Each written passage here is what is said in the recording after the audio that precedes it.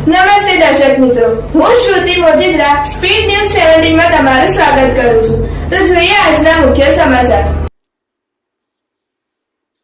20મી માર્ચે સુરત ખાતે એસઓજીએ sim card સાથે 2 ઈસમોને પકડવાનો મામલો.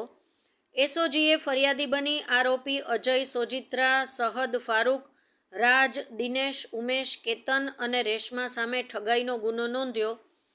પ્રી એક્ટિવ સિમ કાર્ડ સુરતથી 1500 રૂપિયામાં લઈ દુબઈમાં 5000માં વેચાતું હતું. સિમનો ઉપયોગ કોલ સેન્ટર, ચાઇનીઝ કંપનીની ગેમમાં, શેરબજારની ટીપ આપવામાં કરાતો હતો. ઉપરાંત આઈપીએલના ક્રિકેટના સટ્ટા તેમજ ખંડણી સહિતના કામોમાં પણ ઉપયોગ કરાતો હતો. અત્યાર સુધી અજયે 2000 સિમ કાર્ડ દુબઈમાં વેચાણ કર્યું હોવાની વાત સામે આવી. સિમ કાર્ડ લેવા અજય વર્ષમાં 6 થી 7 વખત ભારત આવ્યો હતો. પોલીસે એરટેલ કંપનીમાંથી 192 સિમ કાર્ડ કોના નામે છે તેની વિગતો મંગાવી તો પોલીસે અજયના બેંક ખાતાની પણ તપાસ શરૂ કરી છે.